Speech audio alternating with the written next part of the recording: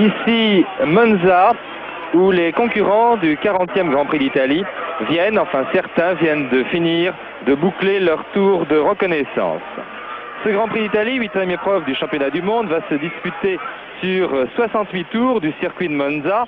En ce qui concerne notre reportage, eh bien, je n'ai pas pu avoir la liaison avec Paris, ce qui fait que je ne sais pas très bien comment ça va s'effectuer. En principe, nous allons vous retransmettre en direct les premiers tours et puis nous rendrons l'antenne pour enregistrer une tranche d'1 heure que nous vous diffuserons de 18h35 à 19h35 sur la deuxième chaîne.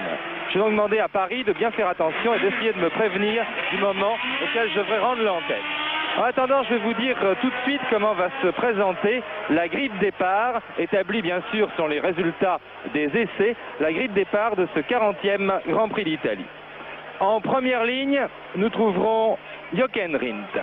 Jochen Rindt sur la Lotus numéro 4 qui a établi le meilleur temps des essais en 1 minute 25 secondes et 48 centièmes, une moyenne de 242 km/h 161. À ses côtés sur la première ligne, une McLaren, la McLaren numéro 16 de Denny Hulme, 1 minute 25 secondes 69 centièmes. En deuxième ligne, en effet, les concurrents vont être disposés 2 par 2 sur cette grille de départ. En deuxième ligne donc, nous trouverons Jackie Stewart, troisième temps des essais sur la Matra numéro 20, la Matra MS80, 1 minute 25 secondes 82 centièmes, et Bruce McLaren sur la McLaren numéro 18, 1 minute 26 secondes 48 centièmes. En troisième ligne, Pierce Corrège, cinquième temps donc des essais sur sa Brabham, 1 minute 26 secondes 48 centièmes, et Jean-Pierre Beltoise qui a réussi 1 minute 26 secondes 72 centièmes, un temps qu'il a réalisé d'ailleurs au cours de la première séance d'essai vendredi. En effet, hier, victime d'un bris de moteur, il a très peu tourné et il peut espérer améliorer, enfin il pouvait plutôt hier espérer améliorer ce temps lorsque son moteur a cassé. En quatrième ligne, Jacques Brabham, qui effectue sa rentrée aujourd'hui, puisqu'il avait été accidenté au cours d'essais privés à Silverstone. Jacques Brabham sur la Brabham numéro 28, 1 minute 26 secondes 90 centièmes. Et toujours en quatrième ligne, Joe Siffert sur la Lotus numéro 30, 1 minute 27 secondes 04. Joe Siffert qui a pas mal d'ennuis de tenue de route avec sa voiture. En cinquième ligne, Graham Hill sur la deuxième Lotus de roue motrice, la Lotus numéro 2, et John Surtees sur la BRM numéro 14. En sixième ligne, Jackie Oliver sur la BRM numéro 12 et Pedro Rodriguez sur la Ferrari numéro 10, l'unique Ferrari engagé dans cette course, nous y reviendrons tout à l'heure. En septième ligne, Silvio Moser, auteur d'une excellente performance avec sa vieille Brabham qui date d'au moins 2 ans et qui a resté 1 minute 28 secondes 51 centièmes. En septième ligne également, John Miles sur la Lotus à 4 roues motrices. Et en huitième ligne, Jackie Hicks qui n'a pu effectuer qu'un seul tour d'essai. Il a cassé en effet 2 moteurs, un moteur le vendredi et un moteur le samedi. Et là, il va participer à la course avec un moteur qui lui a été prêté par Frank Williams. Cette épreuve de Monza est particulièrement intéressante. En effet, il y a de fortes chances pour que l'on connaisse à l'issue de la course le vainqueur officiel du championnat du monde. En effet, théoriquement, Jackie Stewart peut encore être rattrapé. Il compte actuellement 51 points. Le deuxième, Jackie Hicks, compte 22 points. Il ne peut plus le rattraper. Il devra en effet retrancher un résultat. C'est un calcul assez compliqué. Enfin, Jackie Hicks n'a plus aucune chance. Mais par contre, Bruce McLaren, qui est 3e, et Graham Hill, qui est 4e, peuvent encore, théoriquement, je dis bien théoriquement, parce qu'en pratique c'est autre chose, dépasser Jackie Stewart. Il leur faudrait pour cela, d'une part, que l'un des deux remporte les 4 derniers Grands Prix qui restent à disputer, et d'autre part que Stewart ne finisse pas au plus mal 5e ou 2 fois 6e d'un des 4 Grands Prix qui restent à disputer. Vous voyez qu'il y a vraiment une chance sur 1000 pour que Bruce McLaren ou Graham Hill soient champions du monde. En tout cas, aujourd'hui, si McLaren ou Hill ne gagnent pas, ou si Jackie Stewart se classe au plus mal 5e, eh bien Stewart sera officiellement champion du monde des conducteurs. Que dire des séances d'essai, tandis que vous voyez la caméra italienne qui parcourt la grille de départ, eh bien on peut dire qu'il y a 3 voitures pratiquement dans le même temps, vous les avez vues, Rindt et Stewart bien sûr, ce n'est pas une surprise, et puis aussi Denny Hulme, le vainqueur de l'an dernier, qui a été très incisif et aussi très malchanceux ces derniers temps. Vous l'avez vu à Clermont-Ferrand où il était 2e, puis à Silverstone où il était 2e également, avant de connaître des ennuis mécaniques. On peut noter aussi qu'au cours de ces séances d'essai, il y a eu beaucoup de moteurs cassés. Hicks qui a été victime 2 fois de cette mésaventure. Graham Hill qui a cassé un moteur, Beltoise qui a cassé aussi un moteur, McLaren. Est-ce un signe pour la course? En tout cas, les moteurs Ford n'ont pas fait preuve de leur robustesse habituelle. Tous les pilotes, ou presque, ont réussi leur meilleur temps en bénéficiant de l'aspiration. Nous allons y revenir dans quelques instants.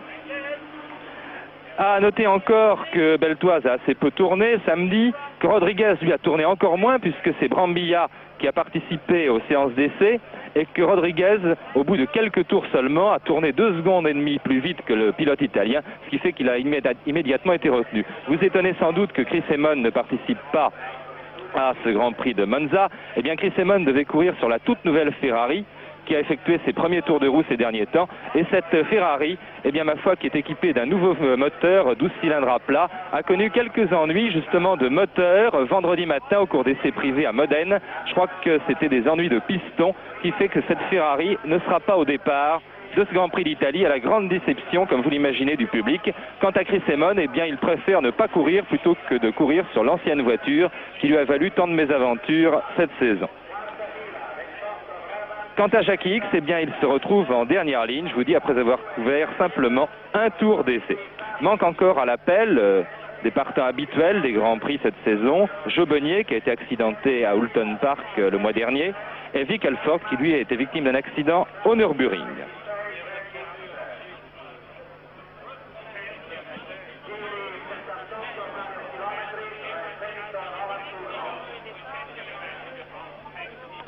En ce qui concerne le circuit de Monza, eh bien, vous avez sans doute vu sur ces images qu'il est envahi par un public énorme. On doit dénombrer 120 000 ou 130 000 personnes. Ce public qui est tout à fait étonnant, tout à fait extraordinaire, certainement le public le plus enthousiaste et le plus chaud d'Europe, avec les avantages et les inconvénients que cela implique. Quant à la piste, nous allons la découvrir au fur et à mesure de la course.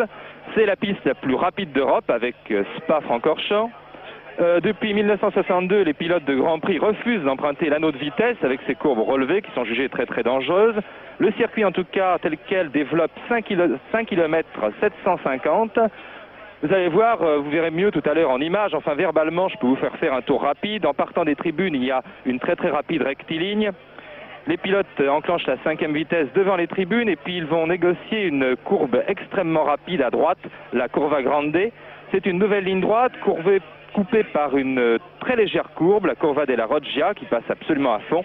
Et puis c'est un freinage impressionnant pour aborder en 3e la première des 2 courbes à droite de l'Esmo. On accélère à fond en 3e toujours entre les 2 courbes. Et puis en sortant de la 2e courbe, on monte ses vitesses dans une ligne droite qui débouche sur une courbe à fond à gauche, la Curva del Seraglio. Et puis c'est une nouvelle courbe à gauche, très ouverte, toujours à fond, la courbe Ascari. Une nouvelle ligne droite à fond, à presque 300 km/h. Et là, il va à nouveau falloir freiner violemment pour aborder en 3e la courbe sud ou parabolique qui ramène dans la ligne droite des tribunes. Tout cela, vous allez le voir beaucoup mieux quand le départ de la course va être donné. Comme sur tous les circuits très rapides, il va y avoir aussi des phénomènes d'aspiration. Je vais essayer de vous expliquer très simplement ce dont il s'agit. Disons que la voiture de tête coupe le vent pour la voiture qui la suit. Elle lui permet ainsi de gagner de la vitesse, disons une vingtaine de km/h. En effet, il y a une résistance à l'air qui est bien moindre, et ainsi de la dépasser irrésistiblement. On peut prendre comme exemple l'exemple des courses cyclistes. Vous voyez, ça s'effectue un petit peu comme les relais dans les courses cyclistes. Évidemment, le pilote qui vient de se faire doubler profite à son tour de l'effet de sillage. Et là, je crois qu'on peut faire plusieurs observations. D'abord, que l'aspiration joue sur une grande distance. À Monza, on est encore aspiré à 100 mètres de la voiture qui précède. Ensuite, que le phénomène que je vous ai expliqué pour 2 voitures est valable pour 3, 4 ou 10 voitures. Il est même nettement amplifié. Dans un peloton de plusieurs voitures, on verra souvent une voiture passer dernière du peloton autour d'un tour et passer en tête de ce peloton si elle a pleinement profité des phénomènes d'aspiration au cours du tour suivant. Encore une observation, pour profiter au maximum de l'effet de sillage, c'est-à-dire obtenir la plus grande augmentation possible de vitesse, il faut bien sûr déboîter au tout dernier moment pour doubler la voiture qui précède. C'est évidemment ce qui rend ce petit jeu fort dangereux. À 300 km/h, 5 ou 6 bolides déboîtant à quelques centimètres les uns des autres, vous voyez qu'il n'y a vraiment pas de place pour les maladroits ou pour les inconscients. 2 autres observations qui vont s'appliquer de très très près à cette course. D'abord, il va être extrêmement difficile de s'échapper seul en tête. Il faudrait pour ça avoir un moteur beaucoup plus puissant que les autres. Et un corollaire de cette observation, celui qui serait dans le groupe de tête et qui sortirait de l'effet d'aspiration, de l'effet de sillage, n'aurait aucune chance de revenir dans ce groupe de tête. Encore une autre observation, vous me direz qu'il y en a beaucoup, eh bien, elle va s'appliquer au départ de la course. Celui qui ratera son départ et qui perdra le contact avec le groupe de tête n'aura aucune chance de revenir dans ce groupe de tête. Quant à Jackie X, qui par la suite des ennuis aux essais est très mal placé, eh bien, s'il y a une cassure, s'il y a plusieurs pelotons qui se forment au cours du premier tour, eh bien, je crois que c'en est fait de ses chances. Vous observez sur la grille de départ, Jochen Rindt à droite en première ligne.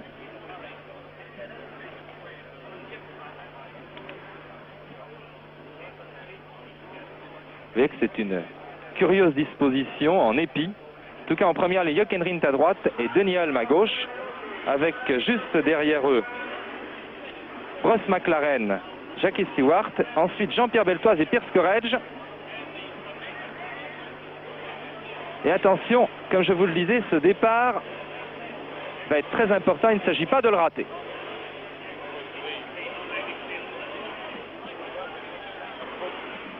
La fausse grille. Mais attendez, de toute manière, le départ n'est pas encore imminent.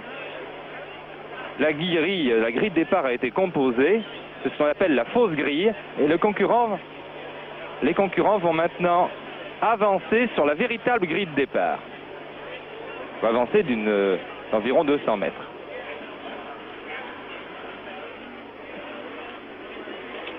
J'espère que mes explications concernant les phénomènes d'aspiration, évidemment, ont été un petit peu rapides. Je voulais vous les donner avant le départ. Nous aurons le temps d'y revenir pendant la course. C'est en tout cas un phénomène essentiel sur un circuit comme celui-ci. Je dirais presque que c'est malheureusement un phénomène essentiel, car c'est extrêmement dangereux. Ce n'est pas spécialement du pilotage. Et ça fait courir un grand risque aux pilotes.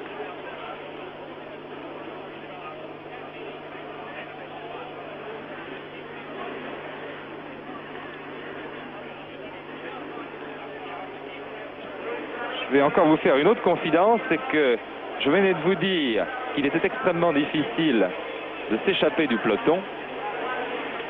Et pourtant, je crois savoir que Stewart a l'intention d'essayer de s'échapper et de filer seul en tête. Mais nous allons y revenir là encore.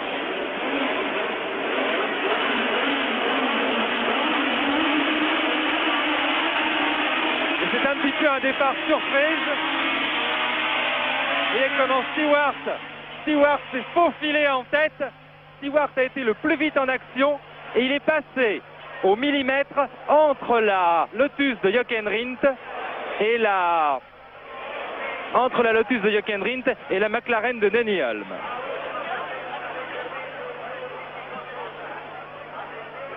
Il est bien difficile de vous en dire plus, car j'en vois exactement autant que vous. Et là, la caméra nous attend à l'entrée de la première courbe de l'ESMO.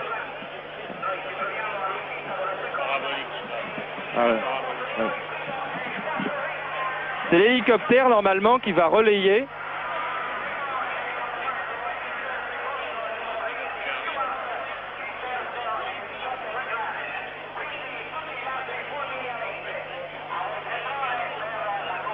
Ben pour l'instant, je n'ai pas d'image, vous voyez, enfin j'ai l'image que vous avez, vous, voilà.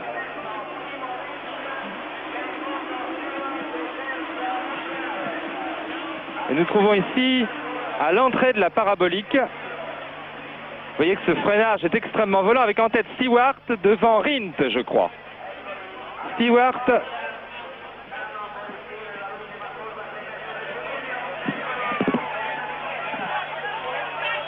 Voilà, Stewart en tête devant Rindt et Hulme. Rindt qui attaque Stewart.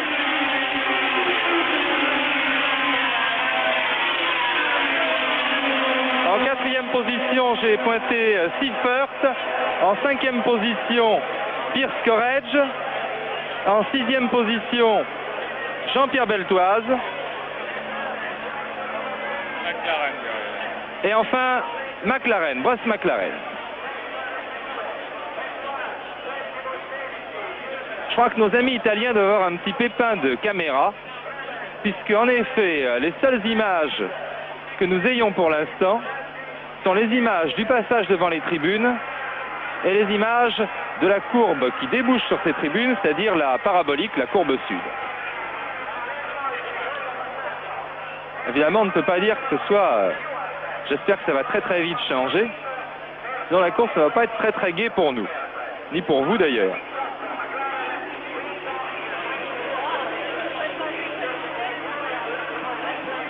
Et nous voici à nouveau à l'entrée de la courbe sud, avec en tête Stewart encore. Stewart, comme je vous l'ai dit tout à l'heure, va essayer de faire le forcing au cours des premiers tours pour essayer de s'échapper du peloton, ce qui ne va pas être facile. Il faut en effet qu'il essaye de sortir les autres concurrents de son sillage. Stewart toujours devant Rindt, Seifert, Ulm, Courage, Beltoise. Alors que Graham Hill, qui a dû très mal partir, est distancé et qu'un concurrent s'arrête à son stand. Je crois qu'il s'agit d'une Brabham. Oui, c'est une Brabham. C'est Jackie Hicks. Jackie Hicks, arrêt à son stand. Par conséquent, Jackie Hicks n'a plus aucune chance de bien se classer dans ce Grand Prix d'Italie. Ou alors il faudrait vraiment qu'il y ait beaucoup de cas.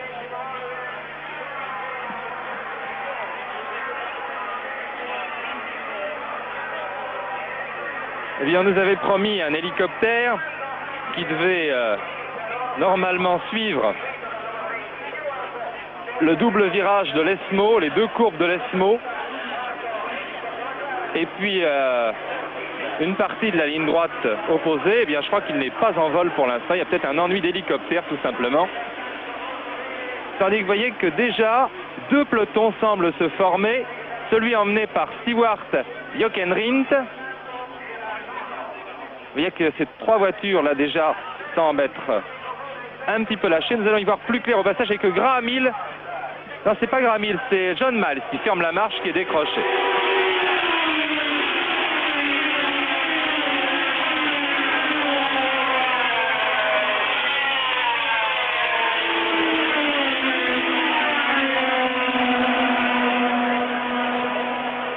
Oui, tout à l'heure, il m'avait semblé que c'était Graham Hill qui était très mal parti et qui fermait la marche. En fait, ce n'est pas Graham Hill du tout, c'est John Miles.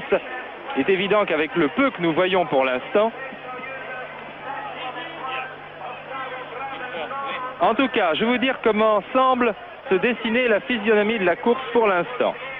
Stewart et Rindt semblent devoir s'échapper et semblent creuser un léger trou sur leur poursuivant. Je vous le disais tout à l'heure, s'ils arrivent à creuser le trou, les autres ne reviendront pas. Ensuite, je crois qu'un deuxième peloton se forme avec Seifert, McLaren, Pierce Courage, Denis Hulme, Jean-Pierre Beltoise.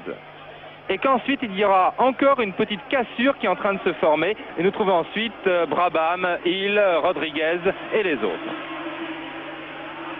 Nous allons voir si au cours de ce passage, ce que je viens de vous dire se confirme. Et c'est Rindt maintenant qui est au commandement. Rindt devant Stewart. Stewart qui repasse en tête à la sortie de la courbe.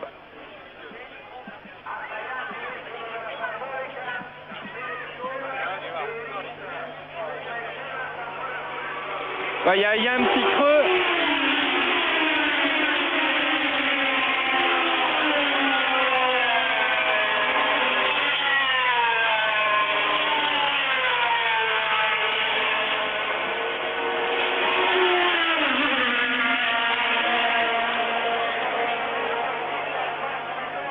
Oui, en fait, le deuxième peloton n'est pas encore sorti de l'aspiration produite par Rindt et Stewart. Ils sont encore dans l'aspiration, mais il n'empêche que Rindt et Stewart essayent manifestement en ce moment de partir à deux, tandis que Jackie Hicks vient de reprendre la piste. Je peux aussi vous dire que dans le groupe de 5 que je vous ai donné tout à l'heure, qui forme le deuxième peloton, Seifert, McLaren, Courage, Hulme et Beltoise, est venu s'ajouter Jacques Brabham, qui a réussi à recoller à ce peloton.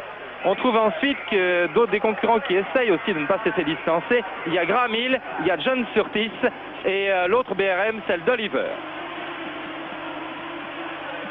Voilà, je vous disais que le deuxième peloton n'était pas sorti du tout de l'effet de sillage. Eh bien, cela se confirme puisque vous voyez qu'il a recollé aux deux voitures de tête. Et c'est Stewart encore qui mène devant Jochen Rindt et Denis Hulme. Non, c'est peut-être pas Denis Hulme que troisième. Voilà, Stewart, Rindt, Seifert, McLaren, Seifert, McLaren, et il semble que Jean-Pierre Beltoise se soit légèrement laissé décrocher. Jean-Pierre Beltoise s'est légèrement laissé décrocher. Il est actuellement avec Brabham. Il ne faudrait absolument pas qu'il perde le contact avec le groupe de tête. Un concurrent très attardé aussi.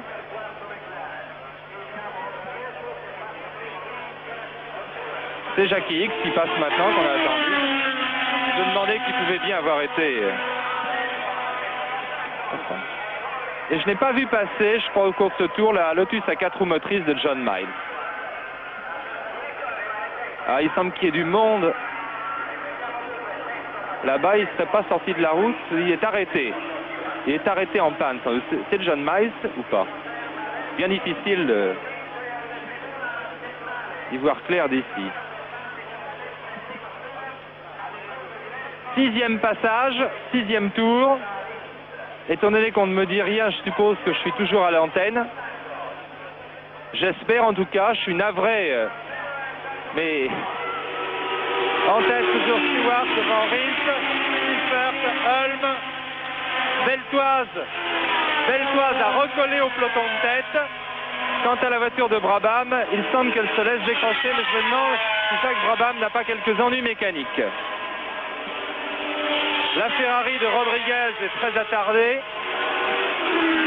Et la vieille Brabham de Moser ferme la marche. Voilà une voiture qui a répandu de l'huile sur la piste. Et je me demande s'il ne s'agirait pas de la voiture de Brabham.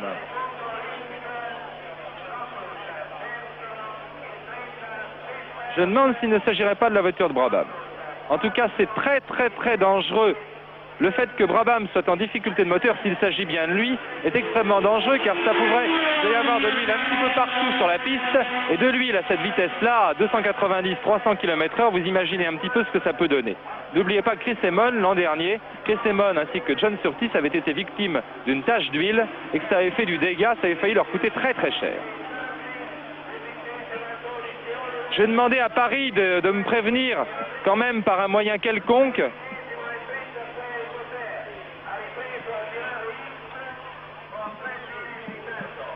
Je vais demander à Paris d'essayer de me faire prévenir par moyen quelconque pour me dire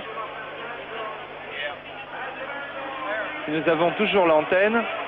Tandis que Jochen Rindt maintenant passe en tête devant Stewart, Hulme, Torres, Seifert, McLaren et Beltoise.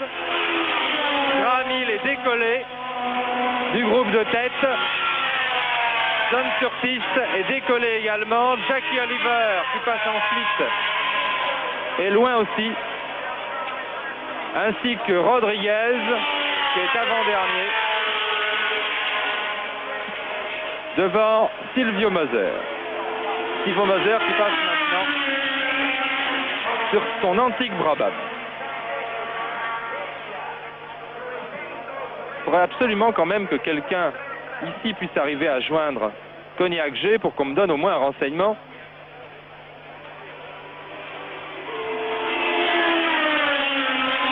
Je vais demander de bien vouloir m'excuser une seconde. Je vais demander à mes amis de la rail de bien vouloir appeler Paris.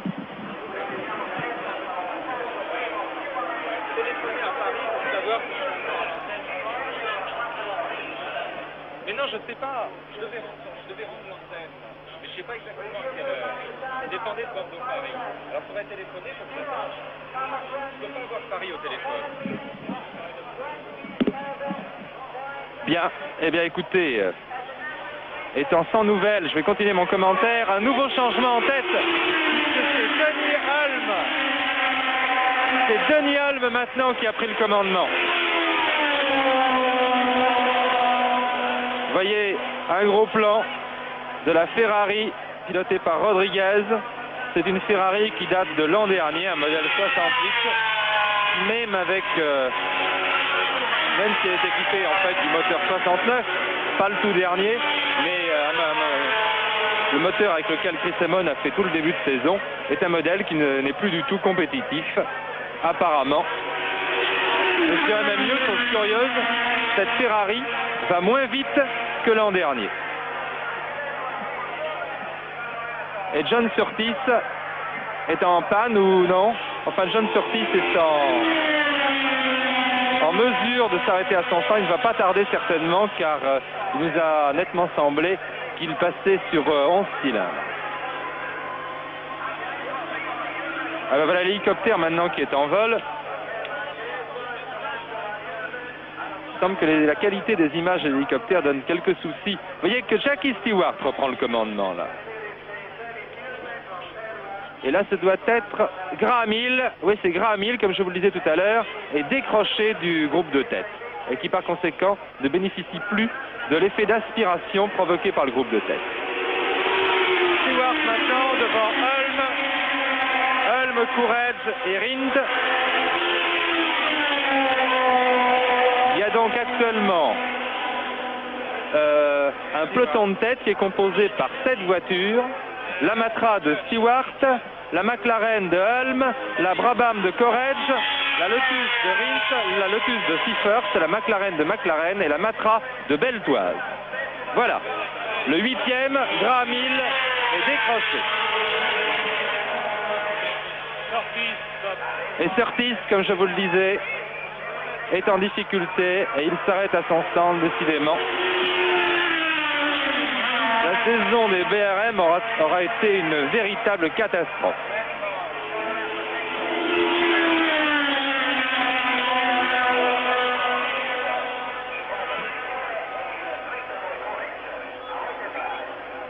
Écoutez, je ne sais pas très bien comment agir. Il me semble qu'étant sans nouvelles de Paris, la meilleure solution est de continuer à effectuer mon commentaire tranquillement. Comme ça, si Paris veut reprendre l'antenne, eh bien je vais leur demander de me couper. Et si au contraire, ils veulent que je garde l'antenne, eh bien c'est chose faite. Nous allons faire le contraire de ce qu'on fait habituellement. Dans le doute, on s'abstient. Eh bien nous allons continuer. Avec en tête au 11e passage, Stewart devant Hulme et Rindt. Depuis le début de la course d'ailleurs, les pilotes les plus actifs ont été Stewart, Rindt et Denny Hulme. Les 3 hommes d'ailleurs qui ont réalisé les meilleurs temps au cours des essais. Et il est fort probable que si si le phénomène d'aspiration dont je vous parlais tout à l'heure ne jouait pas avec autant d'importance, avec autant de vigueur sur cette piste, eh bien ces 3 hommes auraient déjà fait le trou aujourd'hui. Et voici enfin l'hélicoptère.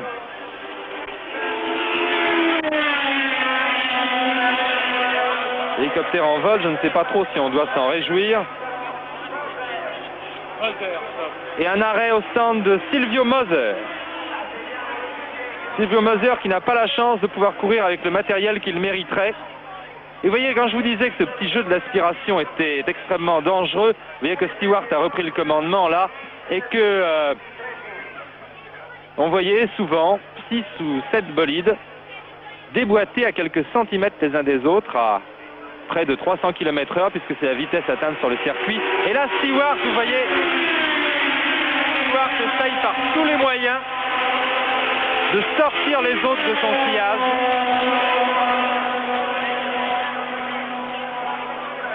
Stewart essaye par tous les moyens de sortir les autres de son sillage, mais c'est évidemment extrêmement difficile. Vous avez pu constater d'ailleurs que Jackie Stewart ainsi que plusieurs autres concurrents étaient partis sans aileron. C'est-à-dire sur une voiture non munie d'aileron stabilisateur, et cela pour essayer de gagner de la vitesse. En effet, les ailerons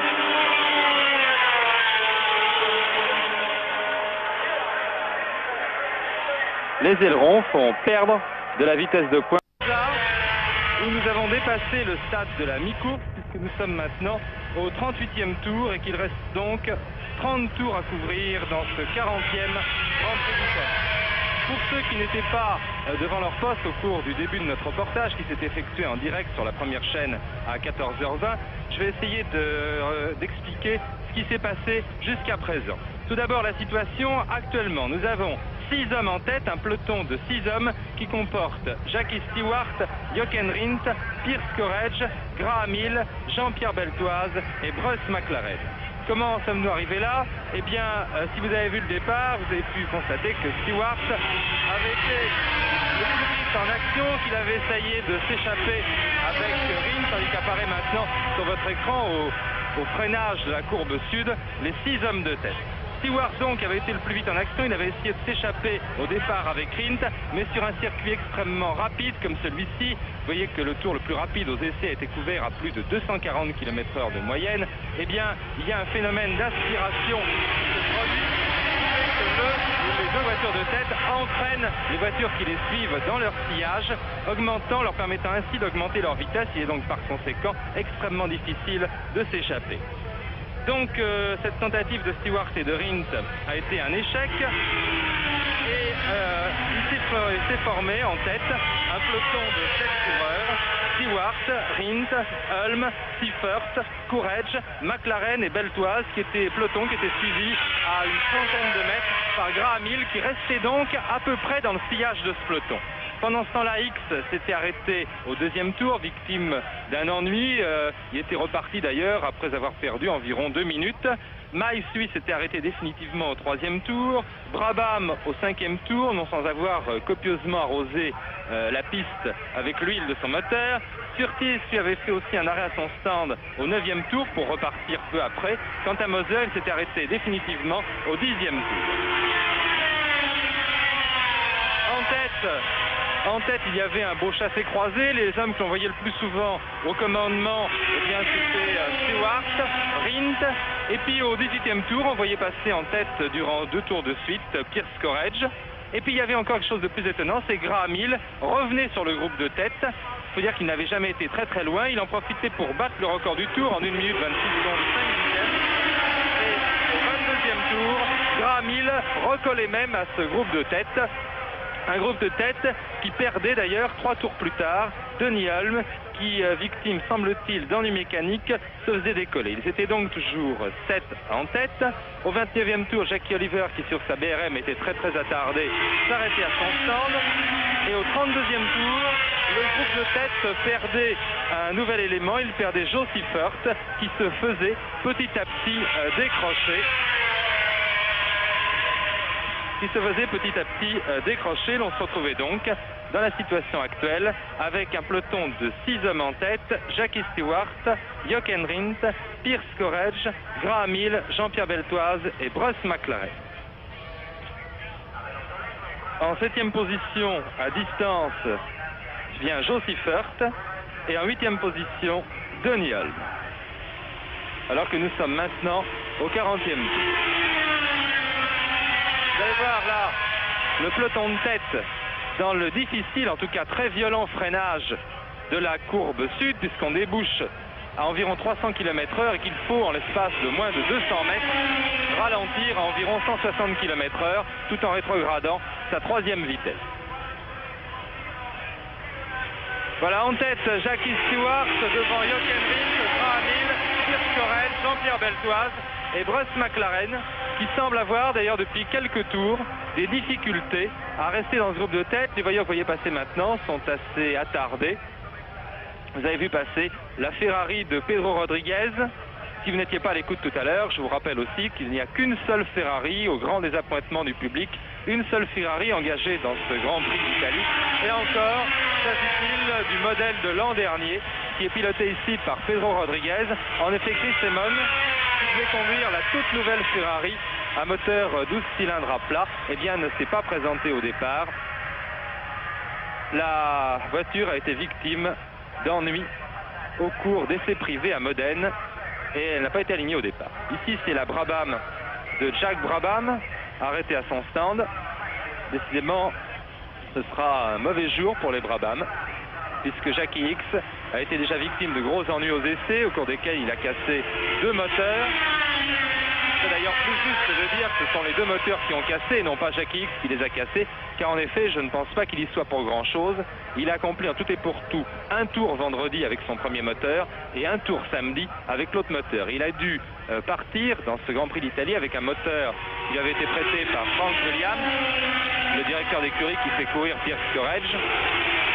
Un moteur qui ne devait pas donner toute satisfaction, puisque Jackie Hicks a été obligé de s'arrêter dès le premier tour, quelques instants à son stand, ce qui lui a évidemment fait perdre toute chance de jouer un rôle quelconque dans ce Grand Prix d'Italie. Quant à Jean-Pierre Beltoise, eh bien Jean-Pierre Beltoise se comporte tout à fait remarquablement depuis le début du Grand Prix. Il s'est en effet accroché depuis le départ au groupe de tête et actuellement, vous l'avez peut-être vu, il est passé en 4e position derrière Jackie Stewart, Jochen Rindt et Graham Hill. Donc Beltoise actuellement en 4e position derrière la Matra Stewart, les 2 Lotus, et devant la Brabham de Pierce Courage et la McLaren de Bruce McLaren.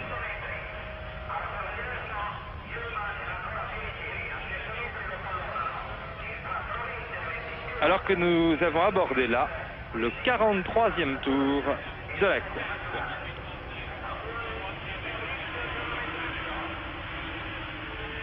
Bien rang. Et là à nouveau le freinage de l'ESMO, le freinage de la parabolique sud, pardon, par les 6 hommes de tête qui doublent un concurrent attardé. Avec en tête Jackie Stewart, l'homme qui a été le plus souvent vu au commandement, devant Jochen Rindt, Graham Hill, Jean-Pierre Beltoise, Pierce Courage et Bruce McLaren. Le concurrent qui s'est fait doubler est Denny Hulme qui avait été remarqué au commandement d'ailleurs au début de course et qui a été victime par la suite d'ennuis mécaniques. Là, c'est le peloton des attardés dans lequel vous avez reconnu la Ferrari de Rodriguez et la BRM de Oliver. Et nos amis italiens, nos amis de la RAI, ont depuis le début de ce reportage quelques ennuis avec la caméra qui se trouve placée dans l'hélicoptère, ce qui fait que nous n'avons pas été extrêmement gâtés en matière de prise de vue. C'est que nous avons vu le plus souvent ce freinage d'ailleurs assez remarquable à l'entrée de la parabolique sud et puis le passage devant les tribunes. Pour le reste, eh bien, il faut nous contenter de ces vues, vous voyez, qui ne sont pas excellentes et qui représentent la ligne droite et la légère courbe, la Curva del Vialone, qui suit les 2 courbes de l'ESMO.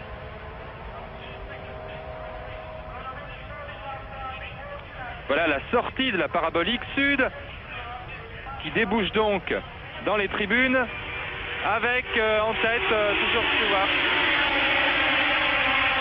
Stewart devant Rindt. Jean-Pierre Beltoise lui est repassé à la 5e place.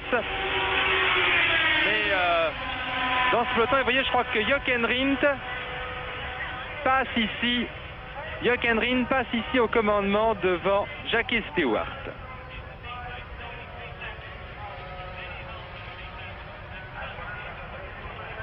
Oui, il ne faut pas s'étonner si les positions changent très très souvent dans ce peloton de tête. C'est dû tout simplement au phénomène d'aspiration. Je vais essayer, j'espère avec succès, de vous expliquer au début de notre reportage. On risque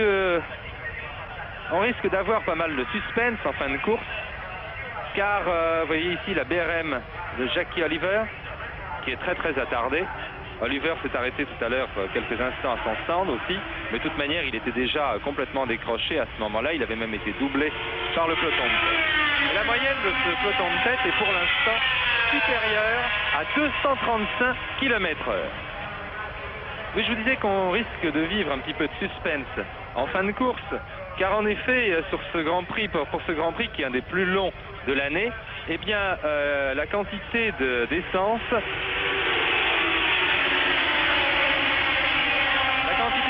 emportée par les Lotus apparu un petit peu juste à Colin Chapman, qui était très très échaudé certainement par sa mésaventure de Silverstone, ce qui fait qu'on a placé un réservoir supplémentaire sur les Lotus, mais un réservoir supplémentaire qui est tellement petit que les Lotus risquent d'être un petit peu juste au point de vue essence en fin de course.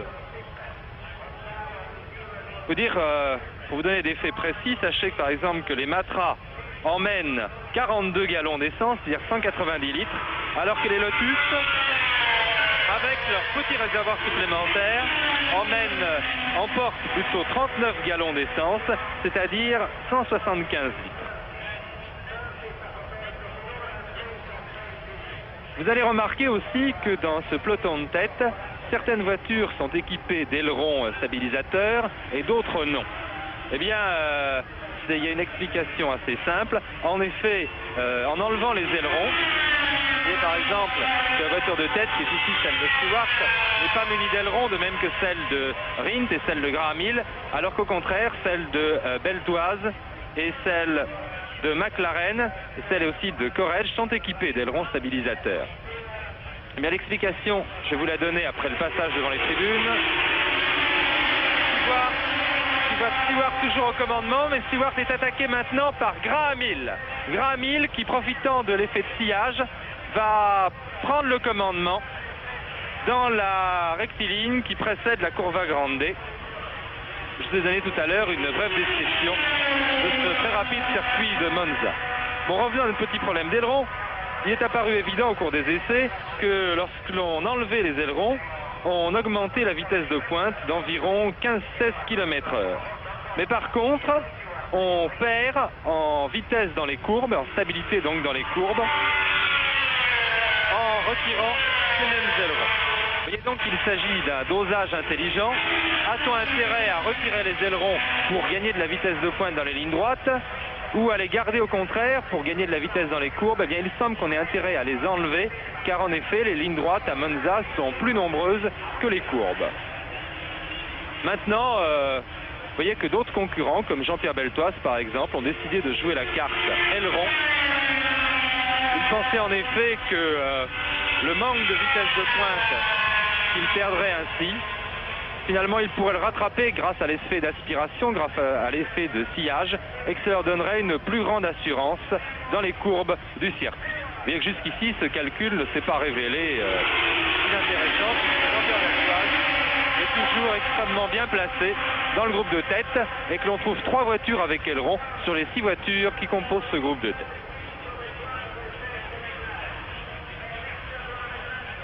À vrai dire, en ce qui concerne Stewart et Rindt, ils avaient retiré leurs ailerons car ils étaient bien décidés tous les deux à jouer pour le tout, c'est-à-dire à tenter de s'échapper dès le départ afin de ne pas être à la merci de ce véritable coup de poker que pourra représenter le dernier tour du circuit si les 6 concurrents se retrouvent ensemble dans ce dernier tour. Car en effet, à ce moment-là, eh bien, c'est celui qui profitera au maximum de ce fameux effet de sillage, de ce fameux effet d'aspiration, qui se placera le mieux pour en profiter, qui risque de l'emporter. Et vous verrez si ça se produit que ce n'est pas forcément au contraire celui qui se trouve en tête. Vous verrez par exemple, remarquez, nous n'en sommes pas encore là, il reste encore une vingtaine de tours. Vous verrez par exemple que personne ne tiendra vraiment à prendre le commandement à l'entrée de cette courbe parabolique dans laquelle le peloton de tête se trouve actuellement. En effet, ce sera très très mauvais de déboucher ici au commandement. Comme l'est actuellement Jackie Stewart, devant toujours Graham Hill, Courage, Jochen Rindt, Bruce McLaren et Jean-Pierre Beltoise.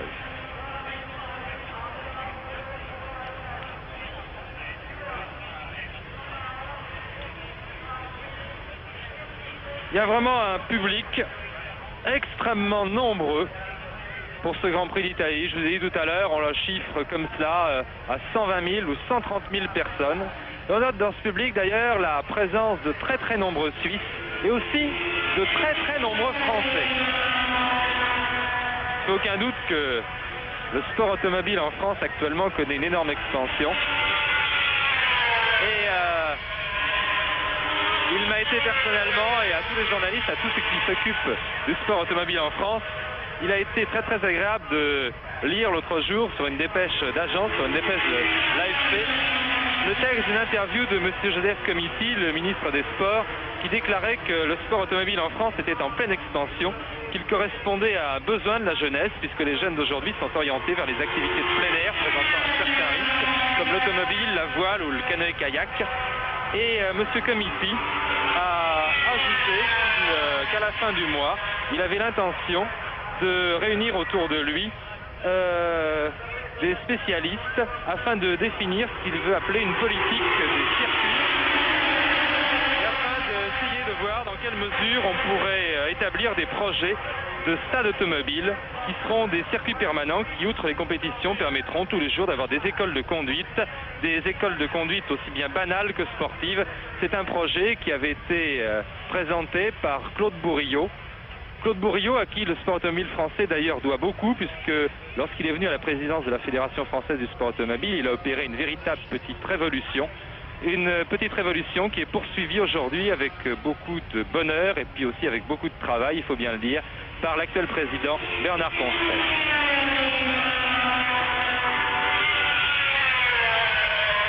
Il faut dire aussi que ce renouveau du sport automobile en France, on le doit à des marques comme Matra, qui ont vraiment fait un effort fantastique pour venir en quelques années se mêler à la pointe du combat et faire mieux que se mêler, faire mieux d'ailleurs que venir à la pointe du combat, puisque cette année, Matra va certainement remporter le trophée mondial des constructeurs qui récompense la meilleure voiture de Formule 1 de la saison.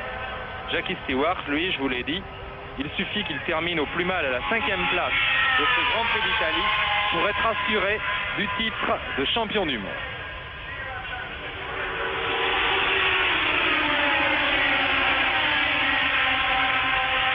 Et qu'il n'y a pas de changement dans le groupe de tête, toujours nos 6 concurrents avec une moyenne qui est de 235 km/h 400.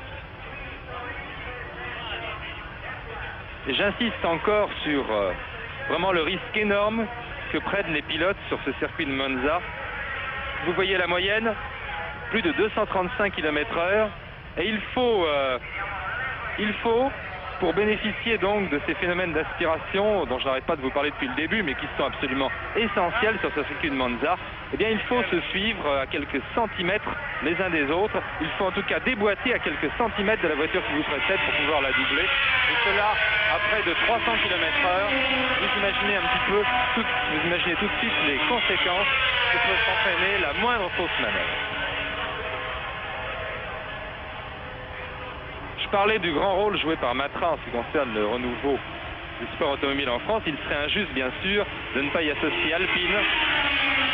Alpine, surtout pour ses activités en rallye, puisque vous savez encore que récemment, dans un des plus grands rallyes d'Europe, la Coupe des Alpes, Alpine vient de remporter un magistral succès. Et toujours le petit train des 6 voitures de tête.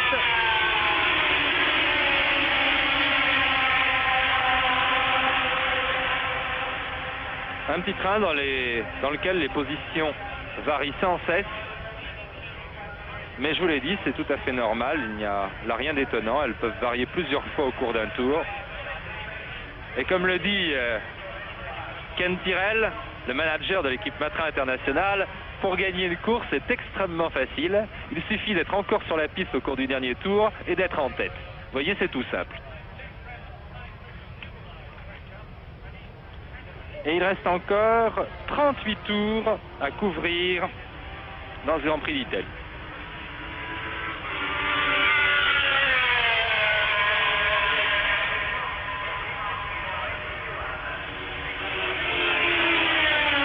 Ici, c'est Joe Seifert qui passe. Joe Seifert qui occupe la 7e place. C'est P. Seifert, encore une fois malchanceux. Et puis qui court depuis le début de la saison avec un matériel qui n'est pas très compétitif. Ici, c'est le groupe de tête à nouveau avec en tête Stewart devant Graham Hill.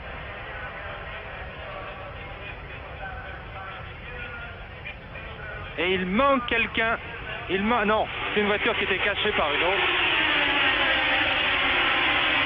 C'est une voiture qui était cachée par une autre. Il ne manque personne. Les 6 concurrents sont toujours là. Fermez la marche, Jochen Rindt et Jean-Pierre Beltoise. Et un arrêt au stand, c'est un arrêt de Pedro Rodriguez. Non, c'est un arrêt de Jackie Oliver. C'est un nouvel arrêt, un deuxième arrêt de Jackie Oliver. Mais il faut dire que dans l'équipe BRM, vraiment cette année, rien ne va plus. Ce n'était pas déjà extrêmement brillant la saison dernière. Mais alors cette année, je crois qu'on touche le fond chez BRM. BRM qui, depuis sa victoire dans le championnat du monde en 1962, eh bien, n'a plus fait grand-chose. Et cette année, on espérait beaucoup d'un nouveau moteur, un V12. Un V12, BRM est la seule marque avec Ferrari à employer actuellement en compétition un moteur V12. Toutes les autres marques emploient des V8 Cosworth. Eh bien, ce moteur V12 n'a pas donné grand-chose. Tony Rudd, l'ingénieur responsable, a été contraint à démissionner par Sir Alfred Owen qui finance BRM. Et puis, ça n'a rien changé. Les résultats pour BRM sont toujours aussi mauvais depuis le départ de Tony Rudd.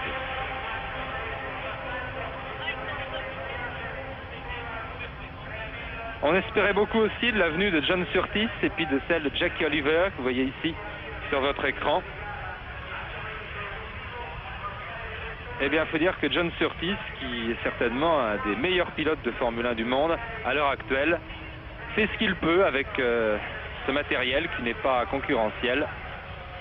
Mais il a beau faire des efforts démesurés, il n'arrive quand même pas à se mener à la lutte pour la première place. Et quant à Jackie Oliver, vous voyez ici, une fois de plus, eh bien c'est l'abandon.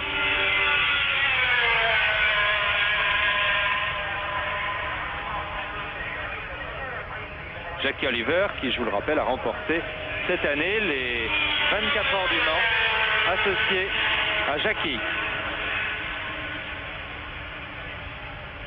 Et notre petit train à nouveau. Notre petit train des hommes de tête, vous voyez que c'est la plupart du temps Jackie Stewart qui est au commandement, là devant Graham Hill. Mais il n'arrive pas à faire la décision, il n'arrive pas à décramponner le peloton.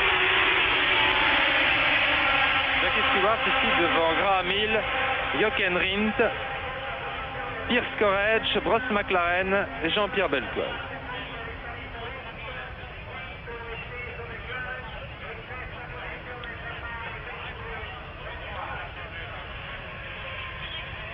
Je vous l'ai dit au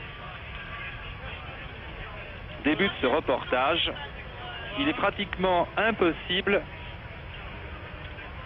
en tout cas extrêmement difficile, de se dégager d'un peloton comme ça ici à Monza à cause des phénomènes d'aspiration. Ces phénomènes qui font que la voiture qui vous précède vous entraîne dans son sillage et vous ainsi profitez d'une moindre résistance à l'air, vous permet de gagner 15 à 20 et même 20 km/h en vitesse de pointe. Vous voyez donc que même si votre vitesse à vous est supérieure à celle de la voiture qui vous suit, eh bien ce phénomène d'aspiration fait plus que rétablir l'équilibre et ne vous permet pas de la décramponner. À nouveau, le freinage à courbe sud avec Jackie Stewart en tête. Le peloton de tête qui va doubler le pauvre Seifert.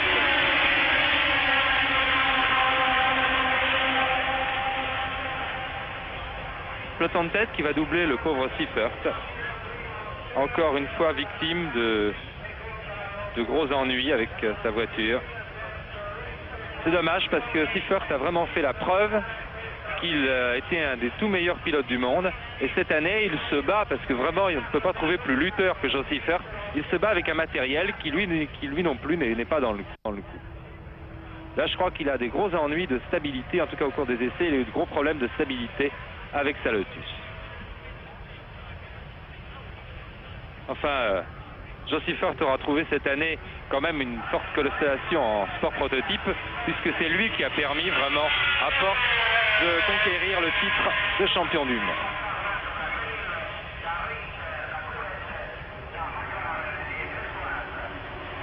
Et dans le peloton de tête, qui aborde à nouveau le freinage de la courbe sud, eh bien dans ce peloton de tête, on doit drôlement commencer à cogiter sous les casques et à se dire que vais-je faire, comment vais-je me placer, quel sera mon plan si la situation est toujours ainsi dans le dernier tour.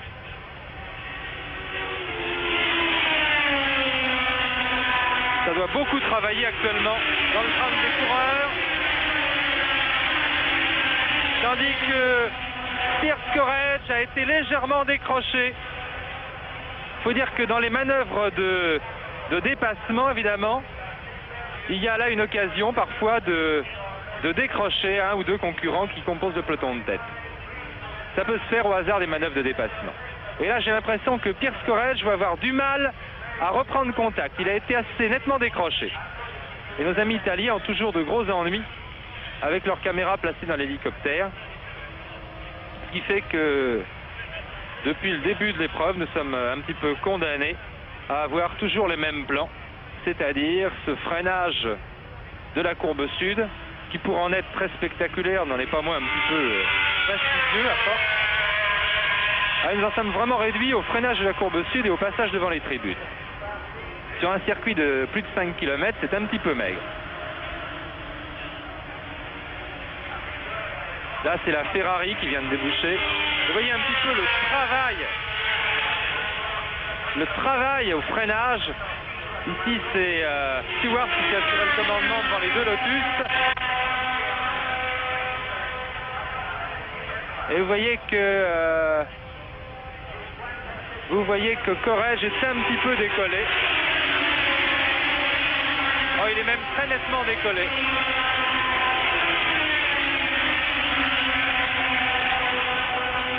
Oh, mais Courage, c'est terminé. Courage ne pourra plus se mêler à la lutte des 5 maintenant. 5 hommes de tête, je vous rappelle leur nom: Stewart, Hill, Rindt, McLaren et Jean-Pierre Beltoise. Remarquable sur un circuit comme Monza, et pourtant ceux qui connaissent et ceux qui suivent Jean-Pierre Beltoise depuis longtemps savent que ce n'est pas tellement le genre de circuit que Jean-Pierre Beltoise affectionne. Seulement, j'ai encore déjeuné avec Jean-Pierre tout à l'heure, et puis Jean-Pierre, vous savez, c'est les jours avec et puis les jours sans. Quand il est en forme, il est capable vraiment du meilleur, et aujourd'hui, c'est un jour avec, c'est un jour de forme.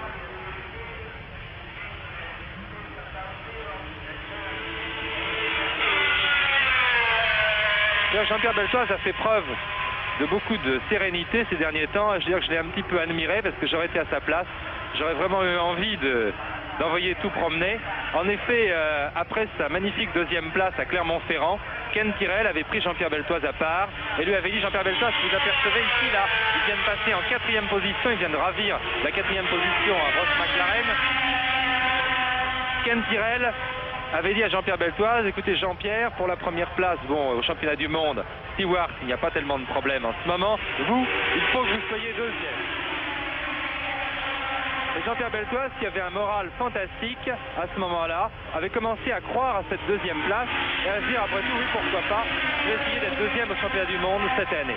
Et puis il y a eu le Grand Prix d'Angleterre. Vous savez qu'au cours du Grand Prix d'Angleterre, Jean-Pierre Beltoise avait réalisé une excellente performance au cours des essais, puisque à un certain moment de ses essais, il avait le deuxième temps derrière Jackie Stewart. Et puis à ce moment-là, Jackie Stewart a été victime d'une petite sortie de route qui était entraîné par un bloc de ciment qui était malheureusement sur la piste, et la voiture de Stewart a été détruite, et Jackie Stewart, ma foi, qui est le pilote numéro 1 de Matra International, a pris la voiture de Jean-Pierre Beltoise pour faire la course, et Jean-Pierre Beltoise a été obligé de courir avec la 4 roues motrices qui souffre incontestablement, qui est une voiture expérimentale, qui souffre encore de mise au point. Donc Jean-Pierre Beltoise qui pouvait espérer prendre la deuxième place de championnat du monde et faire donc, en faisant une excellente performance au Grand Prix d'Angleterre, a vu là ses espoirs s'écrouler un petit peu, et il a pris ça avec beaucoup de calme. Il a dit: c'est normal, Jackie Stewart, c'est le premier pilote de la maison, c'est tout à fait normal qu'il prenne ma voiture après avoir détruit la sienne. Et il semble qu'actuellement, ce soit Bruce McLaren qui ait de grosses difficultés à suivre le peloton de tête. Oui, Bruce McLaren se fait décramponner, ce qui fait qu'on pourrait assister à une sensationnelle fin de course entre les deux Matra et les deux Lotus. Là, ça serait vraiment formidable.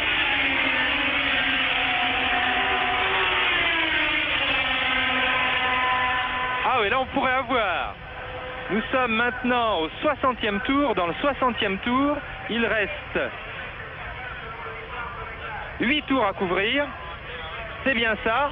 Il reste 8 tours à couvrir et nous nous acheminons vers une sensationnelle fin de course puisqu'il reste en tête de peloton les deux Matra et les deux Lotus.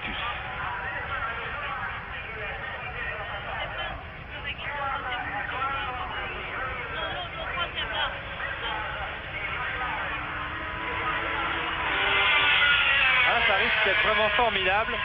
Comment ça va se passer? Est-ce qu'il va y avoir une course d'équipe? En tout cas, Bruce McLaren, de toute manière, je vous ai dit qu'il perdait légèrement le contact, mais il semble qu'il ne l'ait pas perdu totalement et qu'il ait encore réussi, toujours avec ces fameux phénomènes d'aspiration, à revenir sur le groupe de tête, dans le peloton de tête.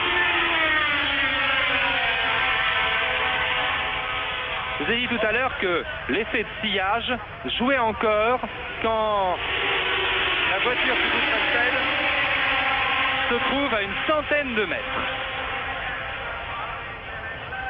Est-ce que Jean-Pierre Beltoise et est-ce que Jackie Stewart maintenant ne vont pas essayer de partir tout seuls? Ou est-ce qu'au contraire les deux pilotes de Lotus ne vont pas essayer en s'entraidant de partir tout seuls? Si nous allons savoir, car ça me paraît improbable, parce que ça me semble très très difficile.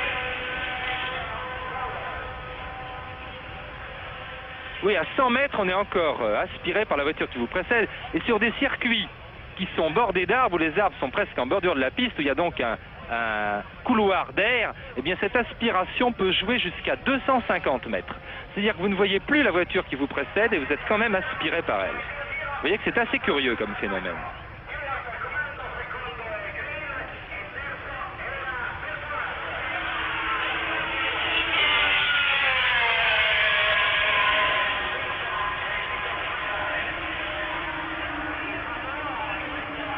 Encore 8 tours à couvrir. Encore 8 tours à couvrir. Et Bruce McLaren, vous voyez que Jean-Pierre Beltoise a pris la 3e place là. Et Bruce McLaren n'est pas lâché. Et je crois qu'il a bien l'intention d'arbitrer.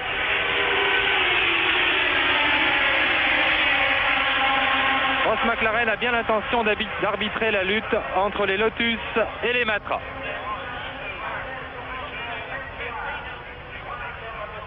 En tout cas,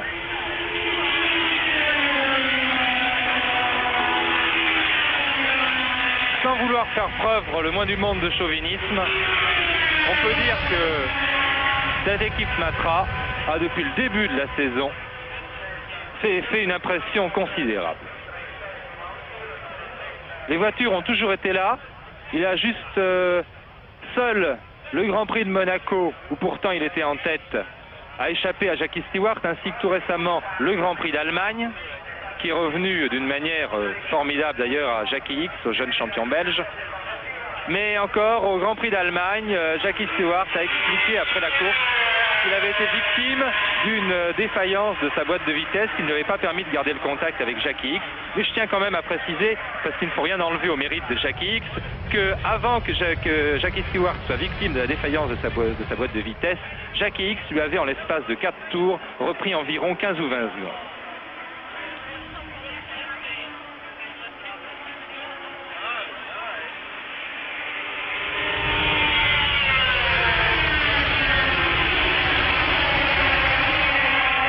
Attention, car les voitures de tête vont devoir doubler maintenant des concurrents attardés et il pourrait, si un des hommes de tête était gêné au cours de ce dépassement, eh bien il pourrait perdre le contact avec ce peloton de tête.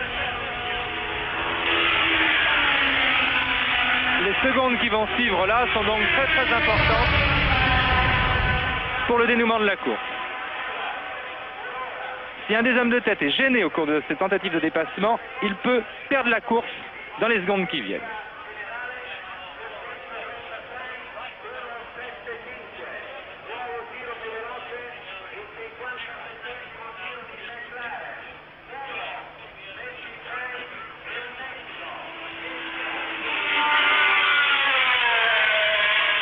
Là, nous nous trouvons actuellement dans la grande courbe, la courbe del Vialone qui passe absolument à fond.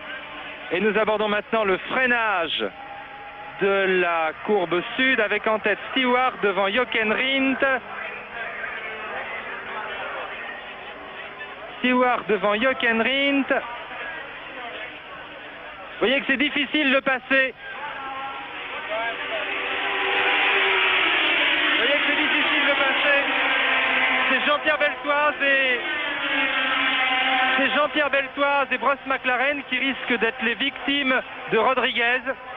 Enfin, je ne veux pas dire par là le moindre mal de Pedro Rodriguez. J'ai beaucoup d'estime pour Pedro Rodriguez, qui est un grand pilote qui, depuis le début de l'année, n'a pas eu la voiture qu'il méritait. Et c'est bien malheureux, car il aurait vraiment sa place dans n'importe quelle écurie d'usine. Mais Jean-Pierre Beltoise et Bruce McLaren ont eu un petit peu de mal, vous l'avez vu, à dépasser Pedro Rodriguez à la sortie de la courbe sud. Et nous allons savoir dans quelques instants s'ils ont perdu le contact ou pas. Il semble en tout cas que Stewart et Rindt avaient profité de ce dépassement pour s'assurer un très très léger avantage. Est-ce que cet avantage a été suffisant pour sortir les autres de leur sillage ou pas? C'est ce que nous allons voir maintenant.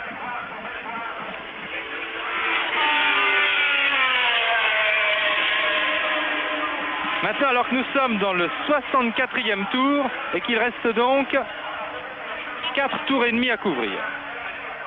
Non. Ils sont là tous les 4, je crois. Non. Non, non, non, non, non, non. Non, non, ils ne sont pas là tous les 4. Vous allez voir plus clair tout de suite. Qui manque-t-il? Il manque Graham Hill. Il manque Graham Hill. Graham Hill n'est pas passé. Voilà, c'est lui là qui s'arrête. Quelle malchance. Quelle malchance pour Graham Hill, le champion du monde en titre. Champion du monde en titre, auteur d'une course fantastique jusqu'ici, puisqu'il avait réussi l'exploit, après s'être laissé décrocher, de recoller au groupe de tête, ce qui est une tâche pratiquement impossible. Eh bien, Graham Hill, à 4 tours de la fin, se voit trahi par sa mécanique. Graham Hill, une des figures les plus sympathiques du sport automobile mondial. On va voir un garçon qui a un caractère merveilleux, un sens de la plaisanterie et surtout une présence qui fait estimer de tous. C'est bien Graham Hill ne remportera pas ce Grand Prix d'Italie. Il est éliminé au 64e tour, alors que voici le peloton de tête emmené par Jackie Stewart devant Jochen Rindt, Jean-Pierre Beltoise et Chris Amon.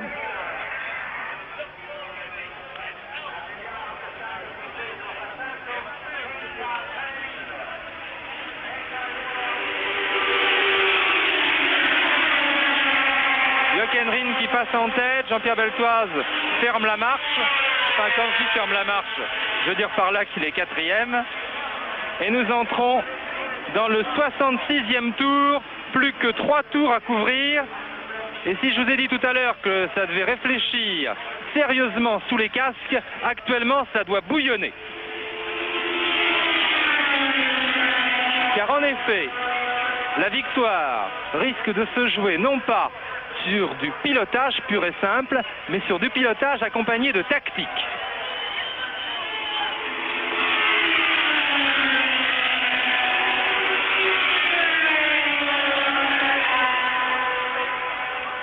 Celui des 4 hommes de tête.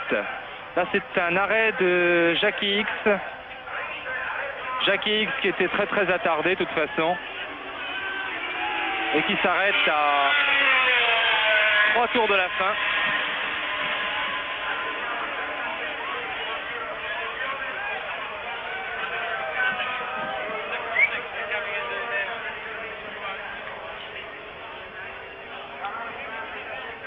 Vraiment une arrivée à suspense. Et même si vous connaissez déjà le résultat, ça n'a pas une grande importance parce que vous allez voir comment le vainqueur va l'emporter. Moi, je vous commande ces images en direct et par conséquent, je ne sais pas encore qui va l'emporter. Vous, si vous avez écouté la radio, si vous avez écouté France Inter, vous le savez peut-être déjà, puisque mon camarade Tommy Franklin assure sur France Inter le reportage de ce Grand Prix. En tout cas, je vous le répète, celui qui va gagner, c'est celui qui va réussir à élaborer la meilleure tactique. Oh là là, le pauvre Joe Siffert risque bien lui aussi de ne pas aller jusqu'au bout. Il passe dans un nuage de fumée maintenant.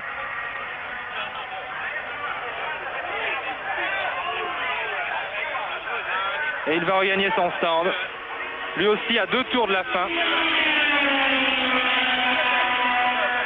Lui aussi à 2 tours de la fin. Malchanceux C.P. Siffert.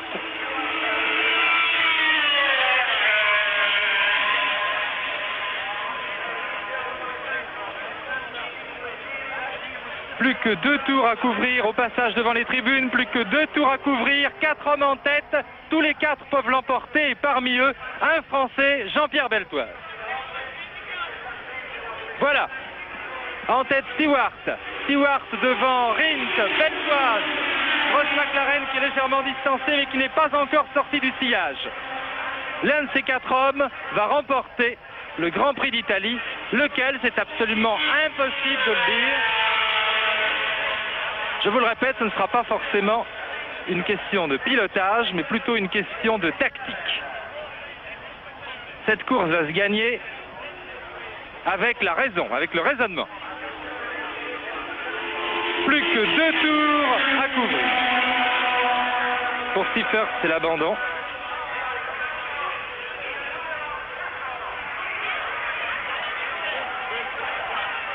Pour Siffert, c'est l'abandon. La 5e place est occupée actuellement par Pierce Corrège. La 6e par Pedro Rodriguez. Et la 7e par Denis Hall. Bien, c'est depuis Paris que nous sommes obligés de vous commenter l'arrivée de ce Grand Prix d'Italie. 4 voitures sont actuellement groupées, vous le voyez sur ces images. Stewart sur Matra, Rins sur Lotus, Beltoise sur Matra et McLaren sur McLaren. Les 4 voitures de tête abordent le dernier virage, la courbe sud qui donne sur la ligne d'arrivée. Beltoise s'est infiltré, il est entré en tête dans le dernier virage, ce qui n'est pas, comme vous l'a dit tout à l'heure Stéphane Collaro, la position la plus favorable. Beltoise est sorti à l'extérieur, il est dépassé sur la ligne par Stewart et Rins. C'est donc Stewart qui remporte ce Grand Prix d'Italie devant Joachim Rindt, 3e Beltoise, 4e McLaren. Pour Jackie Stewart, c'est sa 6e victoire de la saison en Grand Prix. Il lui suffisait de terminer à la 5e place de ce Grand Prix pour être champion du monde.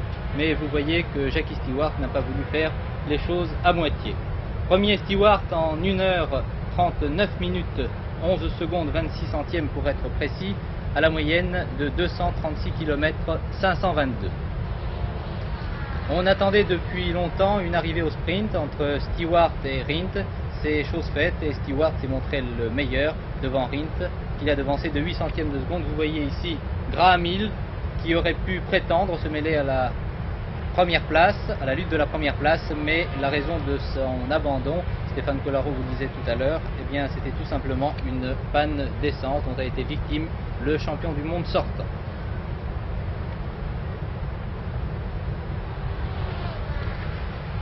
Quant à Jean-Pierre Beltoise qui termine 3e après une course superbe, il n'a jamais été aussi près d'une victoire en Grand Prix. Après sa démonstration de Clermont-Ferrand, sa course d'aujourd'hui nous prouve que nous avons là un très bon pilote français. Il aura également la consolation d'avoir établi le record du tour au 65e tour en 1 minute 25 secondes 2 dixièmes à la moyenne de 242 km 957. Revoici les concurrents. En tête Stewart devant Rindt, 3e Beltoise et 4e McLaren. Tous ces pilotes se retrouveront pour la prochaine étape du championnat du monde au Grand Prix du Canada dans 15 jours. Mais nous connaissons déjà le champion du monde 1969 un grand champion, Jackie Stewart. Quant à Jean-Pierre Beltoise, il remonte à la 5e place du championnat du monde des conducteurs.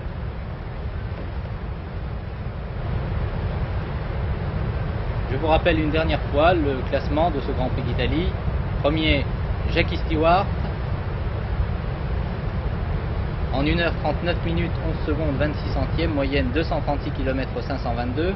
Deuxième, Jochen Rindt. Troisième, Jean-Pierre Beltoise sur Matra. Quatrième, Bruce McLaren. Cinquième, Pierce Courage.